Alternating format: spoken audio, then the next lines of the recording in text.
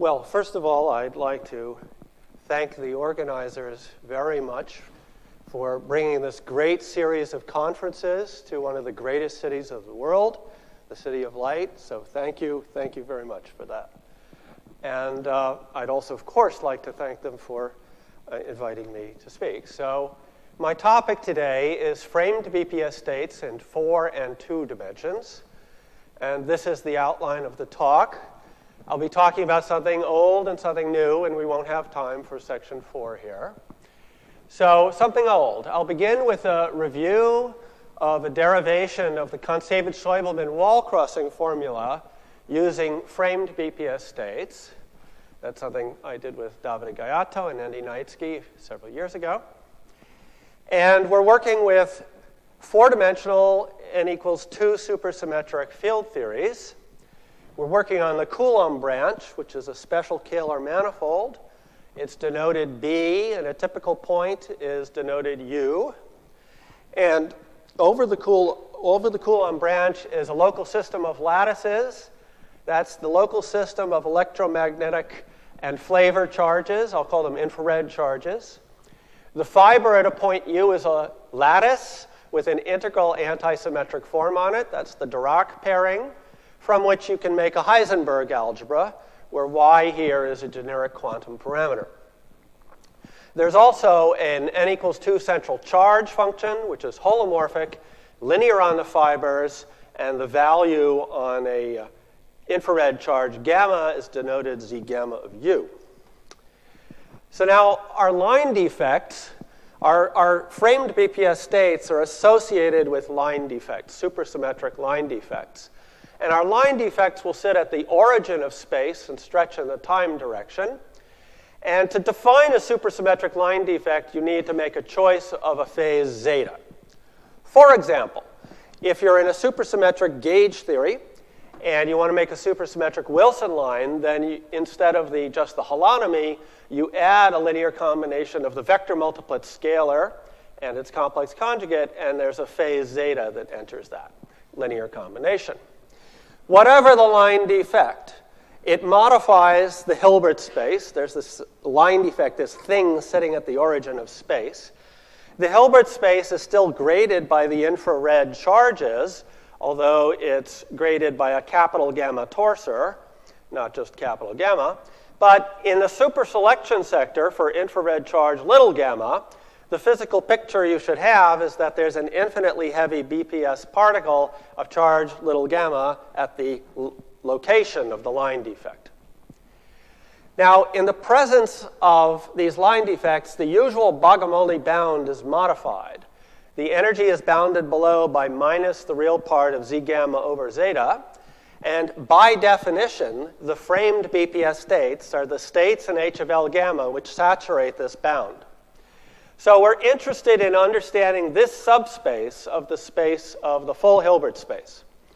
Of course, we can also introduce an index, the framed BPS index. But an important theme of this talk is that we want to actually understand the spaces of BPS states, not just their indices. Key point. In any case, there are 2 kinds of BPS states in play. There are the ordinary, the usual, I'll call them the vanilla BPS states with their index, and there are the framed BPS states with their framed index. An important physical point is that vanilla BPS particles of infrared charge gamma H, the H is for halo, as you'll see in a moment, vanilla BPS particles of infrared charge gamma H can bind to framed BPS states of charge gamma C to make new framed BPS states of charge gamma C plus gamma H. So the picture is a little like this. There's some mysterious, hard to understand framed BPS state at the location of the line defect. It has charge gamma C, and bound to it is a vanilla BPS particle of charge gamma H. And there's a binding radius, and in the probe approximation, you could calculate the binding radius, and you get a formula very much like Deneff's formula. And in the denominator of the formula for this binding radius, you see the imaginary part of the central charge, the n equals 2 central charge for the halo particle charge divided by zeta.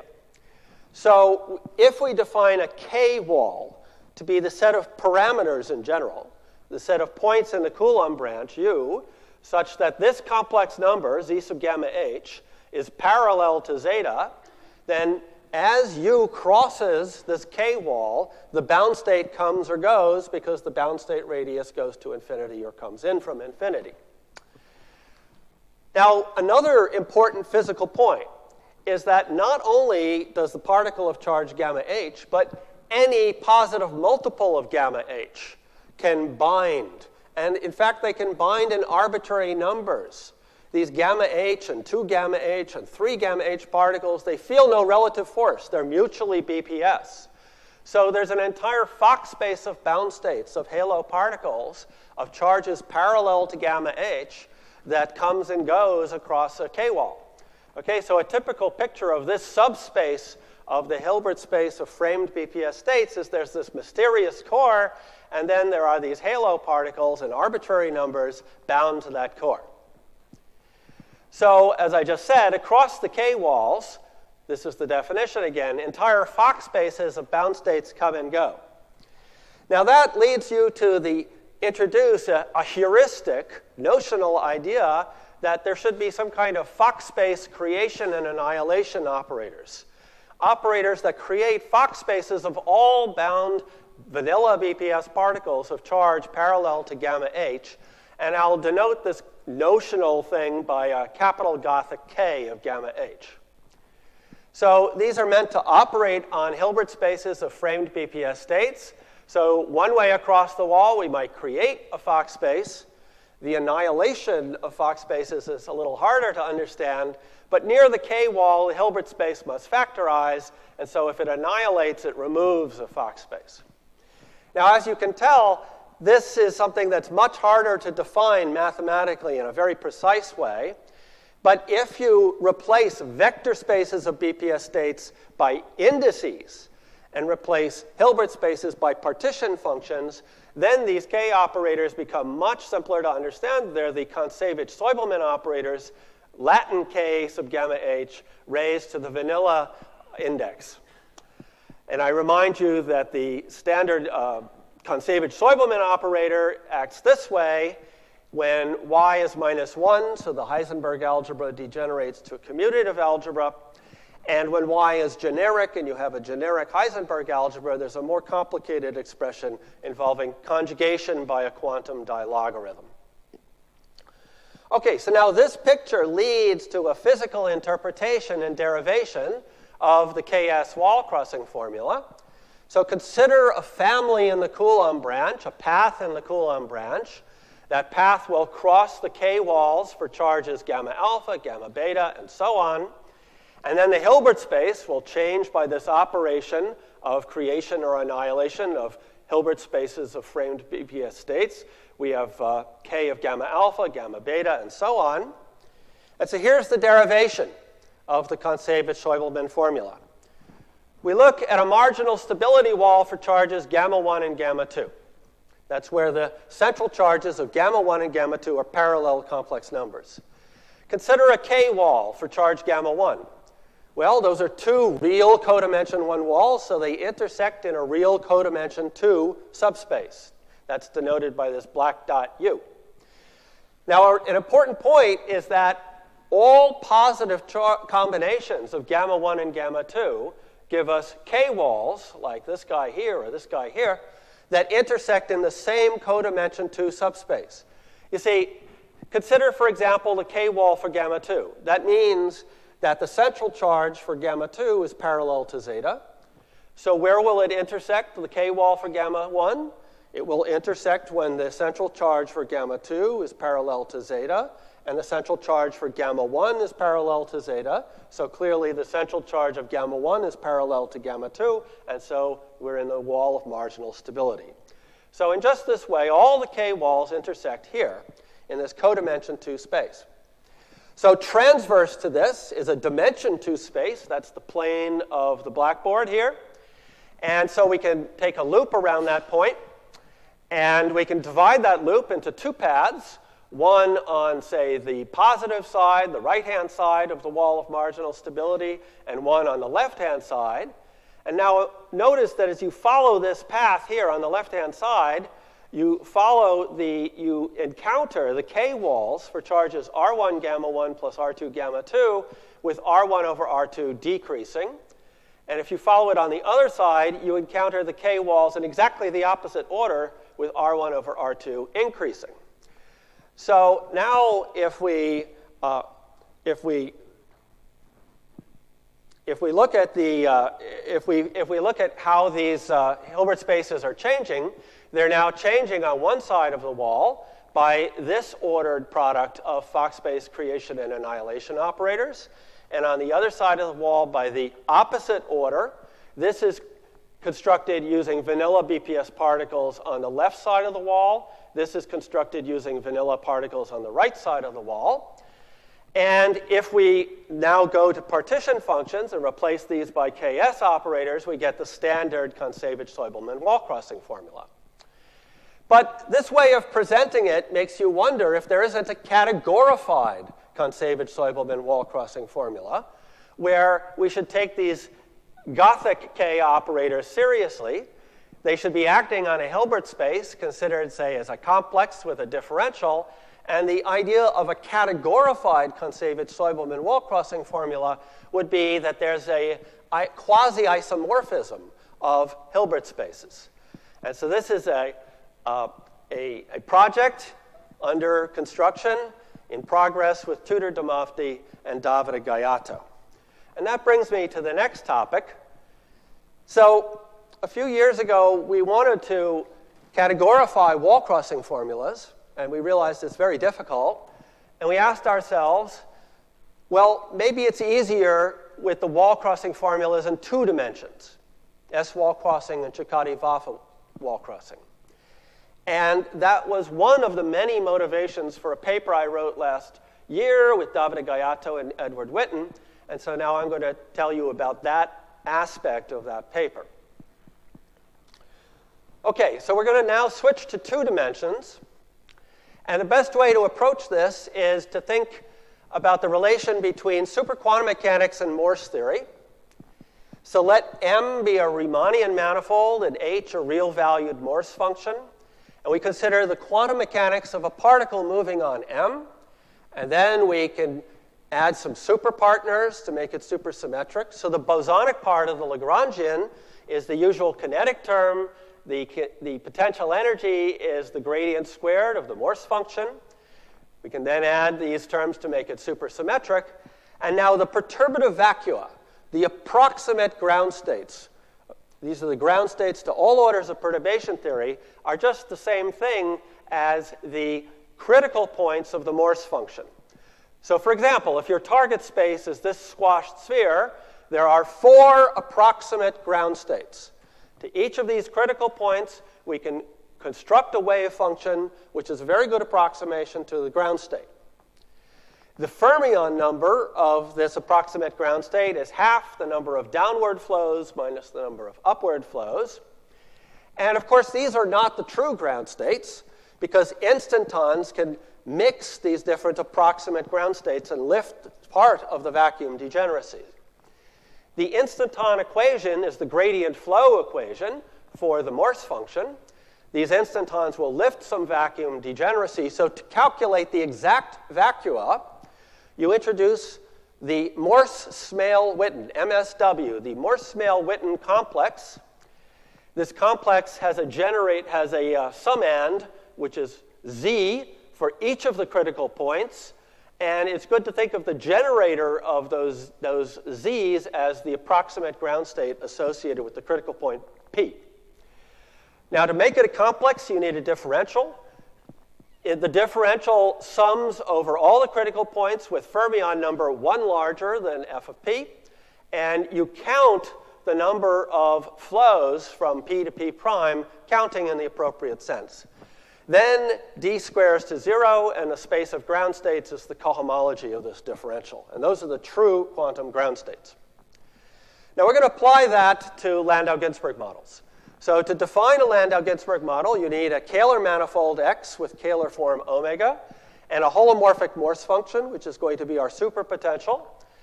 We're going to have chiral superfields whose bosonic part is a map from the world sheet R2 into X. The bosonic part of the Lagrangian looks like this. Again, the potential energy is the square of the gradient of the superpotential. So the vacua are critical points, denoted phi I of the superpotential, and we'll assume that the Hessian is non-degenerate so that these vacua are massive. They're all Morse critical points. Now we're going to look at these Landau-Ginzburg models in 1+1 dimensions as a special case of superquantum mechanics. So the target space of the superquantum mechanics is the space of maps phi from the real line, the spatial real line, into X. And the real Morse function of the superquantum mechanics is the integral over the spatial real line of lambda, where d lambda is the Kähler form, plus real of zeta inverse w dx.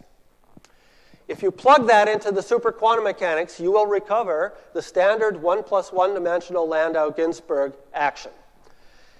Of course, superquantum mechanics has two supersymmetries, so only two of the four supersymmetries are manifest, and they turn out to be these two linear combinations of supersymmetries. So now, viewing Landau-Ginzburg theory in this way, we can ask, what are the stationary points? What are the approximate ground states I just talked about? And what are the instantons that mix these approximate ground states? So, the stationary points of H are the same things as the solutions of what I'll call the zeta soliton equation, this differential equation here. And the gradient flow equation for H is the zeta instanton equation, also known in mathematics as the Witten equation. It's kind of a perturbation of the Cauchy-Riemann equation. So now we're ready to talk about the MSW complex of this situation. We look at the zeta soliton equation. Now we need to put boundary conditions. So as x goes to minus infinity, we go to critical point phi I. As x goes to plus infinity, we go to critical point phi j. And now it's a famous fact that solutions of this differential equation project in the W plane to straight lines. And if you follow that line of reasoning, you'll realize that solutions to the boundary value problem only exist when the difference of the critical values of the superpotential, Wj is the value of the superpotential in critical point phi j, when the difference of the values of the superpotential, Wj minus Wi, is parallel to zeta. Okay? Now, you must remember this. At least you must remember this 9 slides from now. Okay? Now, when this condition is satisfied, we can form the MSW complex for vacua of type Ij. It's the sum over solitons with a z generated by the approximate ground state for each of these solitons, phi ij. The matrix elements of the differential, again, are given by counting zeta instantons. So if you want the matrix element between the ground state for soliton phi 1 and for phi 2, you have to solve this zeta instanton equation with these boundary conditions and count the different numbers of solutions. Okay, now the real power of this superquantum mechanics point of view comes when we try to make not just the theory for a single W, but for a family of superpotentials, and we try to make interfaces. So now we're going to talk about interfaces. So suppose that we have not a single superpotential W, but a whole family of them with control parameter Z, where Z is in some space of control parameters. And let's consider a path in the space of control parameters connecting Z1 to Z2. So it might look like this. Here's your path from Z1 to Z2. And we'll view that path as a map from an interval in the real line into the space of control parameters, Z of x. And now we can make a 1+1 dimensional quantum field theory, which is not going to be translationally invariant, but nevertheless we can make a 1+1 dimensional quantum field theory by using the same formula for H, and the only difference is that now the control parameters give us some extra x dependence right here. So the situation looks like this. We have one superpotential with parameter Z1 on the left, another one with Z2 on the right, And then as x evolves from x left to x right, the superpotential also evolves. So this gives what's called a domain wall or an interface or a Janus. Various terms are used in the literature. And one of the advantages of the presentation from superquantum mechanics is that it's manifest that it preserves two supersymmetries. Now, a very general fact about two-dimensional n equals 2 quantum field theories is that the category of interfaces between two theories is an A infinity category. That's something that we worked out in great detail in our paper. That A infinity category of interfaces between theories T1 and T2 is denoted branes from T1 to T2, and a generic interface is denoted with a capital Gothic I. So the morphisms in the category are just the boundary condition changing operators represented by this red square. And there's a notion of homotopy equivalence of interfaces. I1 is equivalent to I2 if there's a boundary condition changing operator from I1 to I2, which is invertible under the operator product expansion, or at least invertible modulo one of the nilpotent preserved supercharges. Now, when formulating an interface mathematically, you need two pieces of data. One is called the interface amplitude and will not be so important in today's talk. The other is called Chan-Payton data and will be crucial in today's talk. The Chan-Payton data of an interface is a matrix of complexes. The rows of the matrix are labeled by the vacua in theory T1. The columns are labeled by the vacua in theory T2. So the simplest example is to consider an interface from the trivial theory to the trivial theory. Okay? It's a 1-by-1 matrix. The matrix element is a z-graded z module, and the z grading is the fermion number. I mentioned an interface amplitude. In that case, it's going to be a single operator from E to E. The operator has to satisfy an A infinity equation, which in this case reduces just to q squared equals 0, and that's all there is to it. So the category of interfaces between the trivial theory in itself is the same thing as the category of chain complexes, and I will ask you also to remember this at the end of the talk when I talk about knot homology. Okay, now for Landau-Ginzburg models, or rather paths of superpotentials of Landau-Ginzburg models, the matrix of Chan-Payton complexes is the MSW complex of not zeta solitons, but forced zeta solitons. Now, forced zeta soliton is a solution of this equation. This is the stationary condition for that H I wrote before. And the only difference from before is now the control parameters also introduce some x dependence.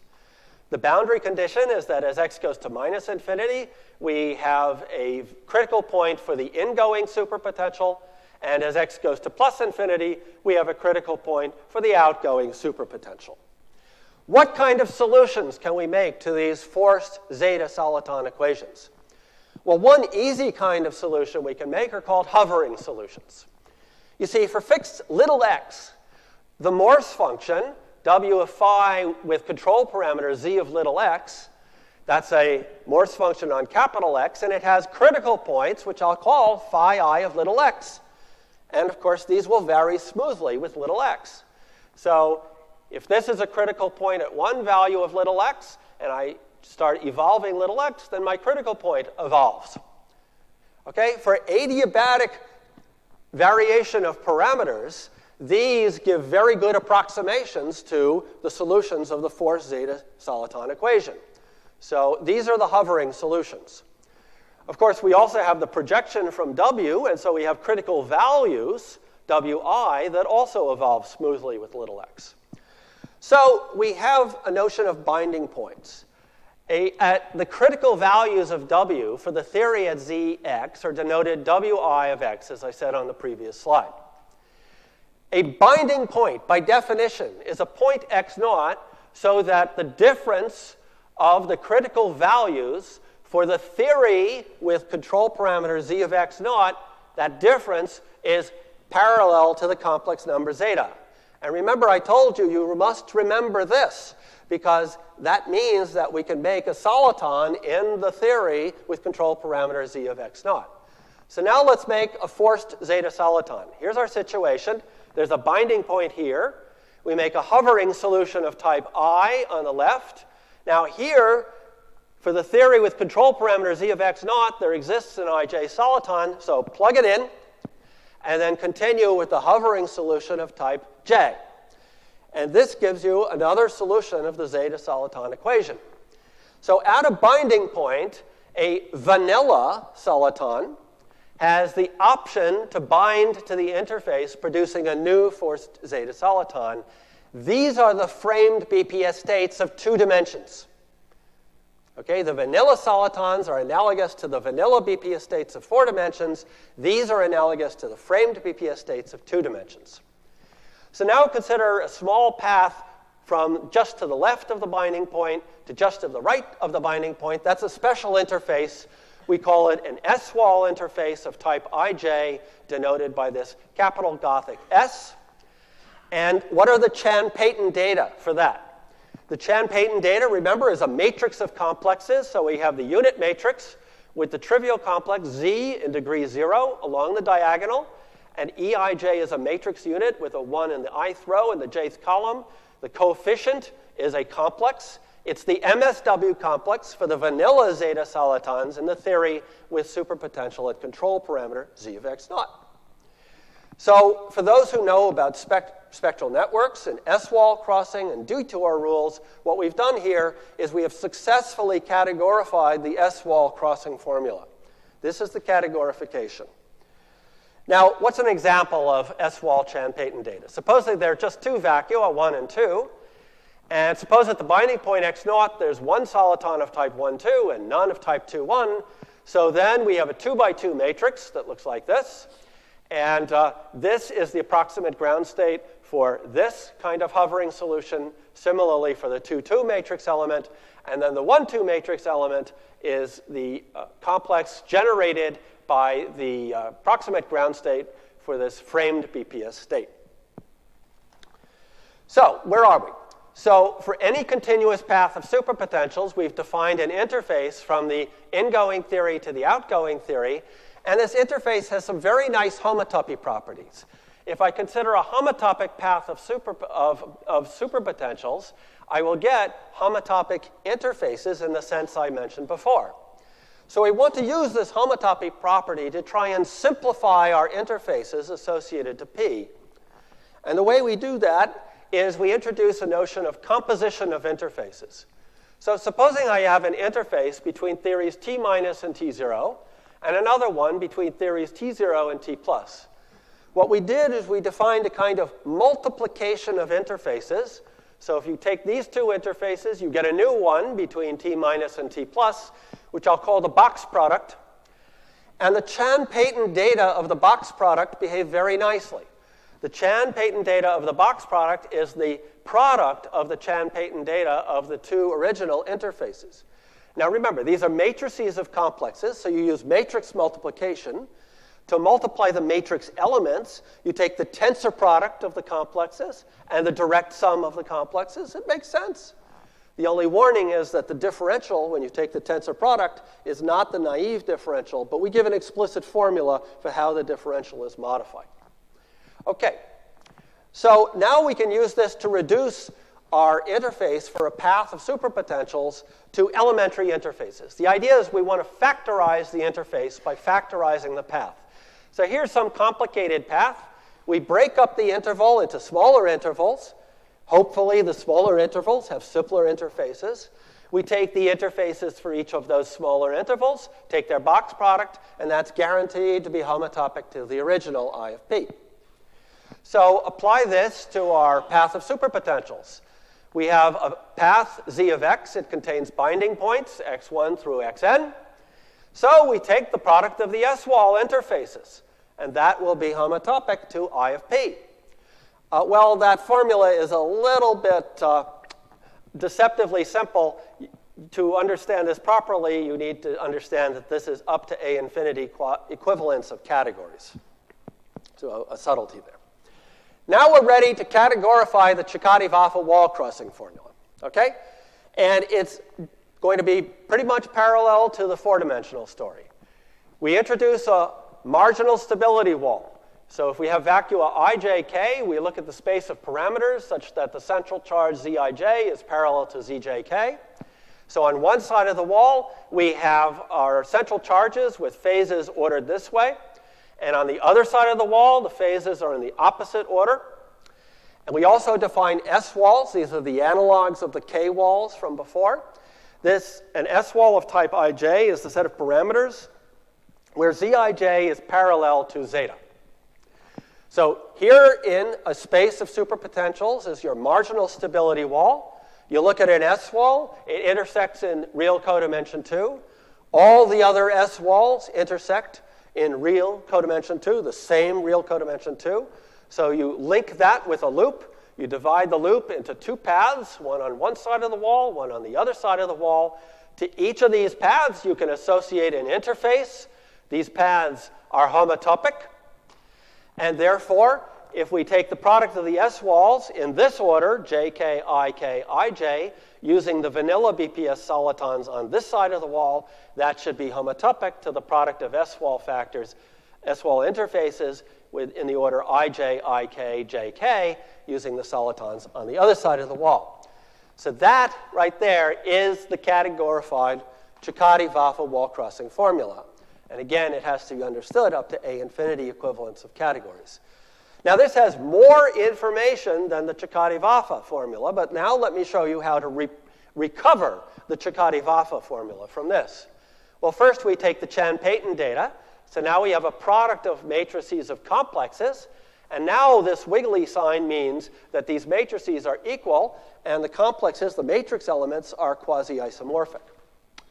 If we take the Witten index, the Euler character of this, well, on the left-hand side, you get that product of BPS indices. On the right-hand side, you get that product of BPS indices. And the equality of these matrices is precisely the Ciccati-Vafa wall crossing formula as stated by Ciccati and Vafa. Now, a few years ago, Andy and Davida and I wrote a kind of hybrid wall crossing formula for BPS indices of both 2D and 4D BPS particles. And an ongoing project with Tudor, Damafti, and Davida has been seeking to categorify it. One possible approach is to reinterpret the S-wall interfaces as some special kinds of functors, like mutation functors, in a category with an exceptional collection. And the hard part is now to define analogous K-wall functors. So that's something that's in progress. So I'm going to use the remaining time now to talk about something else. I'm going to talk about an application to knot homology, and I'm going to report here on a PhD thesis of Dima Galichov. So there are many physical approaches to knot homology, and we're going to be following the one that was advocated by Witten a few years ago. So Witten begins with the 2-0 superconformal theory for Lie algebra G, and he puts it on the following six-dimensional manifold, R times M3 times D, where the R is time, and the time coordinate is denoted x naught. M3 is a three-manifold with a link L in it, and D is a cigar. And we should think of a surface defect in the 2-0 superconformal theory, which is stretching in the time direction, wrapping the link, and sitting at the tip of the cigar. Okay, so there's a surface defect there. Now, the next step is to Kaluza-Klein reduce using the U1 isometry of the cigar. And what you then get is five-dimensional super Yang-Mills on a half space. The half space coordinate here is y. It goes from 0 to infinity. Y should be thought of as the radial coordinate on the cigar. And now in the boundary here, you have an 't-Hooft loop where the surface defect used to be. Okay. Now, the Hlbert space of states depends on M3 and L, and Witten's idea is that the BPS states in this situation should be the knot, or better, link homology of L and M3. So, in his paper, the space is constructed, again, using infinite dimensional Morse theory of the kind I've been talking about, but now the solitons are solutions of four-dimensional Kapustin-Witten differential equations, And the instantons are solutions of the Hades-Witten 5-dimensional differential equations. These are very difficult 4-dimensional and 5-dimensional differential equations. We're doing equivariant Morse theory with an infinite dimensional target space of complexified gauge fields, and it's all very difficult. So it was an important advance when Gaiato and Witten said, well, an equivalent complex can be obtained by considering a Landau-Ginzburg theory, which is ungauged and has a finite dimensional target space. And so now I'm going to explain to you a little bit of what they said. So this is a picture of the 3-manifold at a fixed time at the boundary y equals 0 of this half-plane, of this 5-dimensional half-space. And we'll take the 3-manifold just to be R3. Now, the link is denoted in green here. And we are going to present the link as a tangle. Namely, we're going to think about complex numbers in the x2 plus ix3 plane, call them ZA, and they're going to evolve with the x1 coordinate.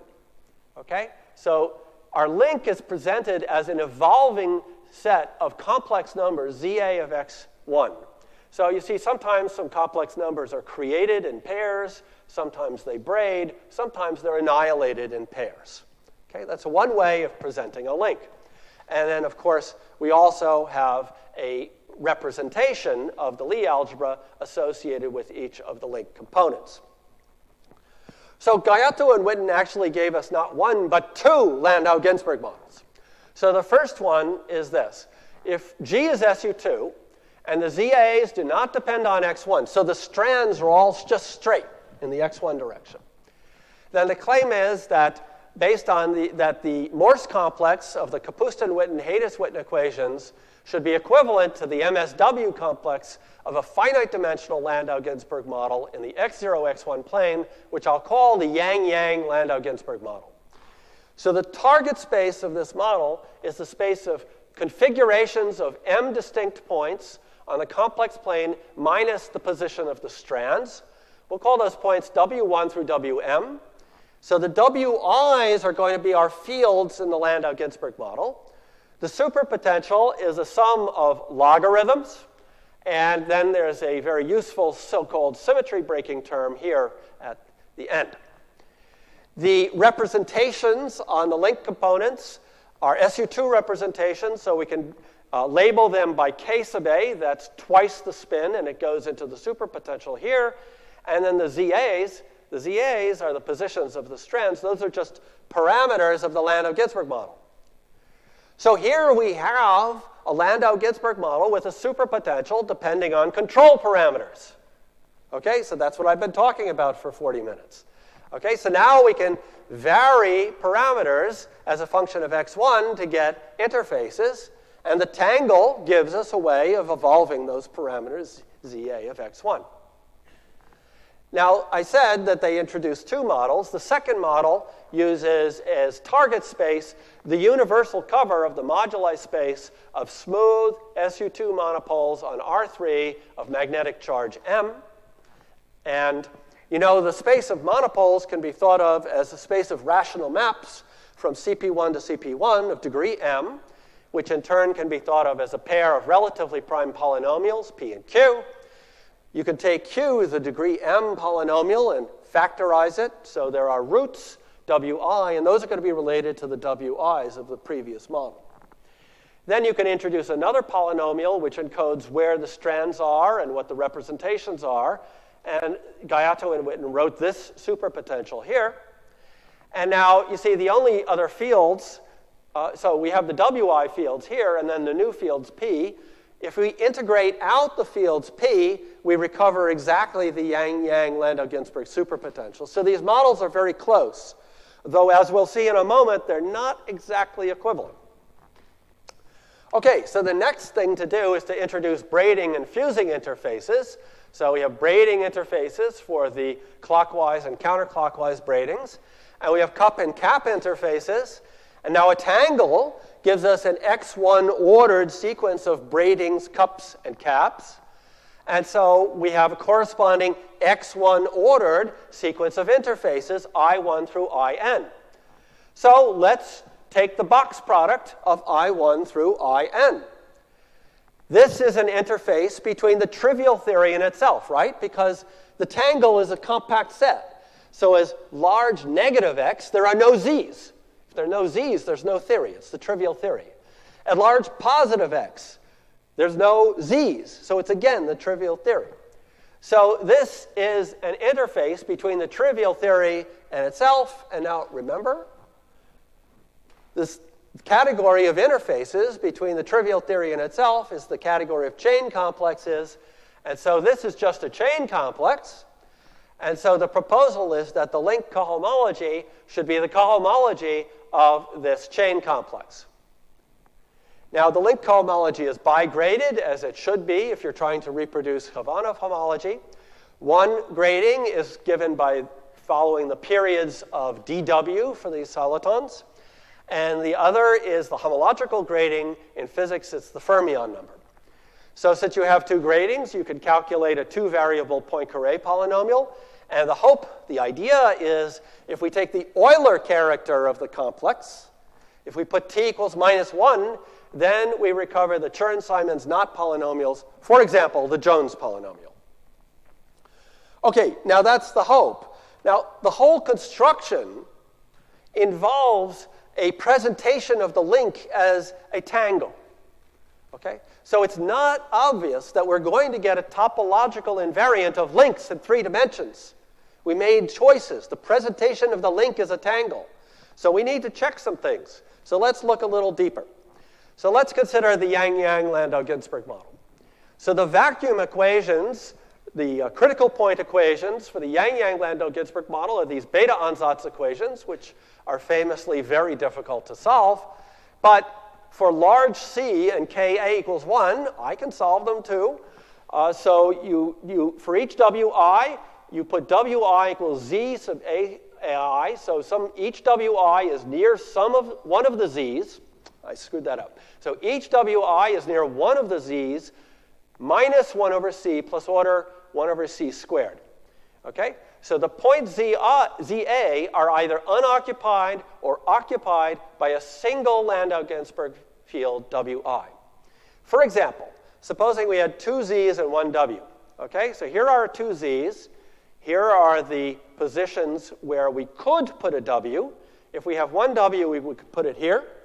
We would call this vacuum plus minus because this one is occupied and this is unoccupied. And if we put the W here, we would call it minus plus because this is unoccupied, this is occupied. So the plus and the minus behave very much like spin up and spin down in a 2-dimensional representation of SU2 quantum. And the relationship to SU2 quantum goes much deeper. And a key result of the Gayata-Witten paper is that the Euler character of this complex is indeed the Joans polynomial. Okay? But the explicit construction of the knot homologies was not done in their paper. And this is where Dima Galahab's thesis comes in.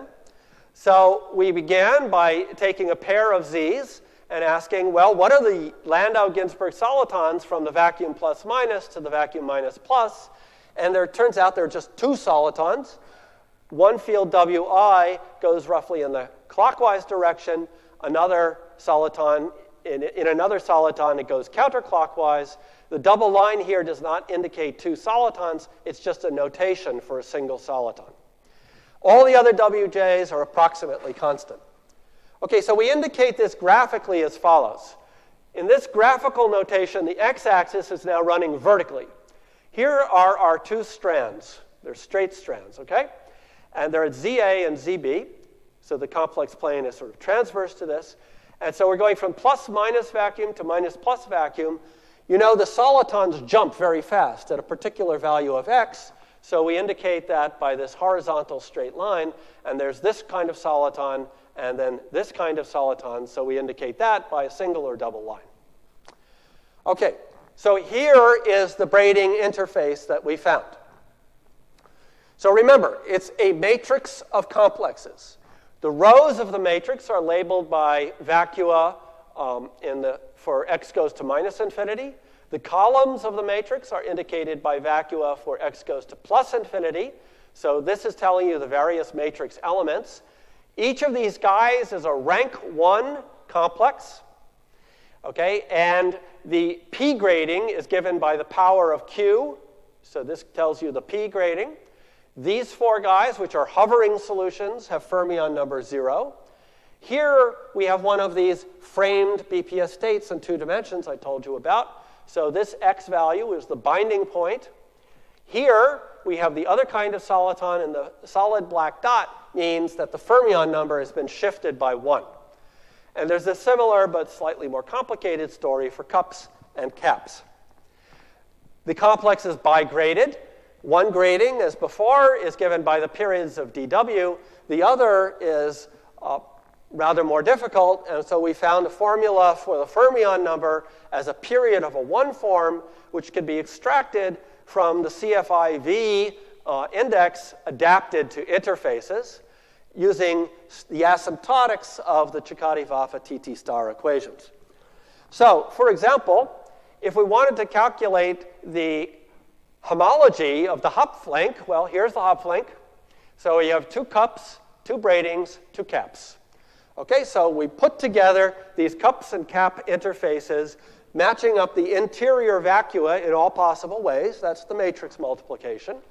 And so for P grading Q to the minus 3, there's only one way you can do it. So this is Z, and the fermion number is 0 or something. Here we have P grading Q to the minus 1. Again, it's rank 1. Again, rank 1. But when we get to P grading P equals 1, so that's a power of Q here, there are 5 ways you can do it. We'll call those psi 1, psi 2, psi 3, psi 4, psi 5. And you calculate their fermion numbers, and it's 0 here. Here we add 1, 1. So these 2 have fermion number 1. These 2 have fermion number 2. And so we have a 3-term complex with these generators. Now you need the differential. The differential is given by counting zeta instantons. We handle the zeta instantons by making approximations using the method of curved webs. And so this is an example of a relevant zeta instanton. And so we calculate the cohomology, and it's one-dimensional. And you put the whole thing together, calculate its Poincare polynomial, and it agrees with the Havanov homology. Now, as I stressed a few minutes ago, it's not obvious that this is going to give you a topological invariant of links in 3 dimensions. It depends on the presentation of the link as a tangle. It depends on the presentation of the link as projected into the plane. So we have to check the Reidemeister moves. The complex itself does not have 3-dimensional symmetry. We want the homology to have 3-dimensional symmetry. So we have to check that if we change the presentation this way, we get 2 complexes which are quasi-isomorphic. And similarly, if we do this, the 2 complexes had better be quasi-isomorphic. And similarly for Reidemeister 2, Reidemeister 3, the Yang-Baxter move, and Reidemeister 1. Okay, so let's consider this one here, where we braid in the clockwise and then the counterclockwise direction.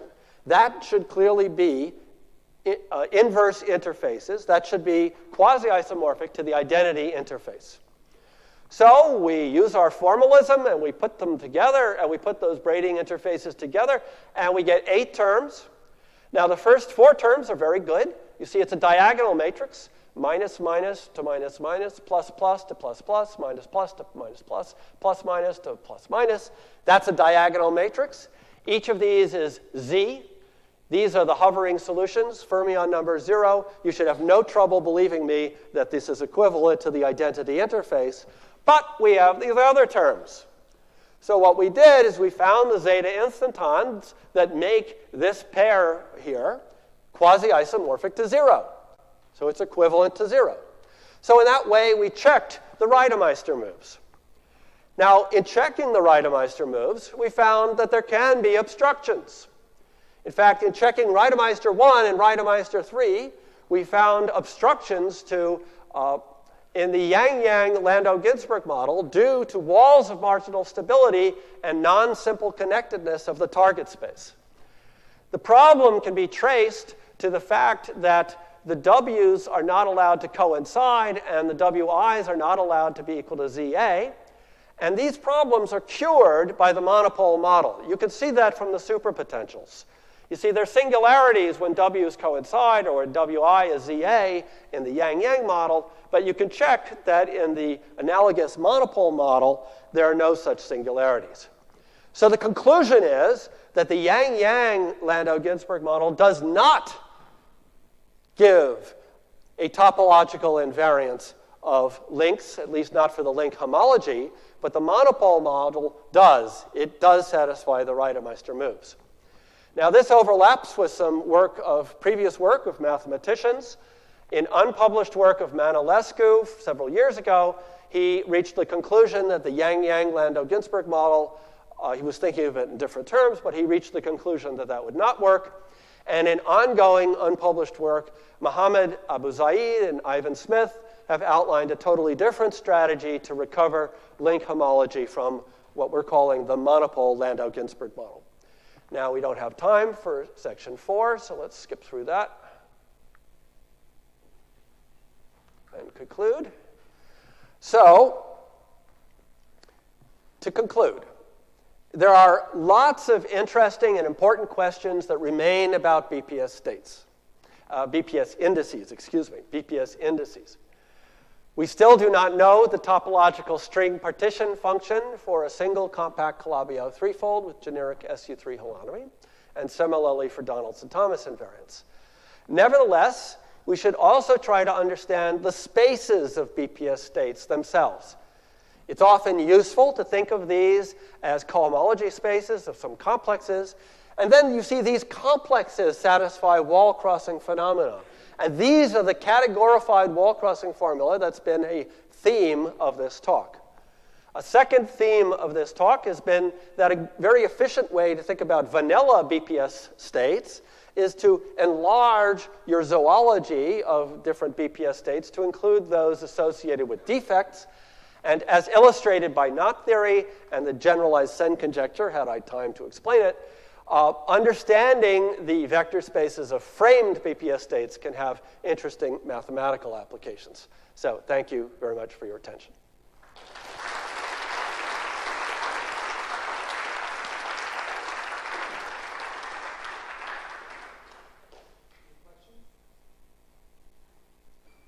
Sheldon. Can you relate your categorified BPS states to motivic invariance? Oh, yeah. So I hope I'm understanding the question correctly. So it's whether we can relate these categorified BPS states to motivic invariance. And the motivic invariance is putting in this quantum parameter Q or Y. And to me, that's taking into account, in 4 dimensions, that's taking into account spin degrees of freedom. And so that's actually less information than the full vector space.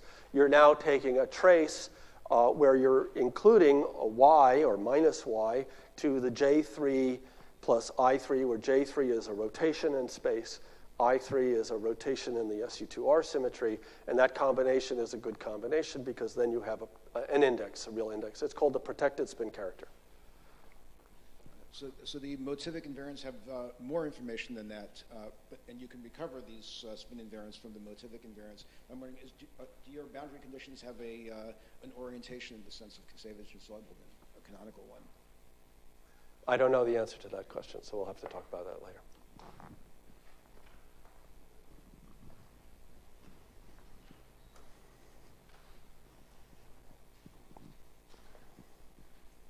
I have a question about application to knots.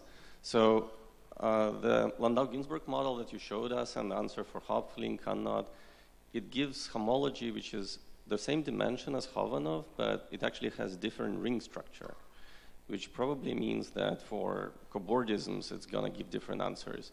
And the ring structure here is actually of the Lee's theory. It's deformed Chauvelin homology. So does it worry you, or did you ask Galahov or somebody else to compute it for figure 8 to see the differences? We calculated the figure 8. So in our paper, you'll see a calculation like this for the figure 8. I didn't put it in the talk because it's more complicated. But we wanted to think about boardisms and ring structure, but we ran out of time before the conference, so we haven't done that.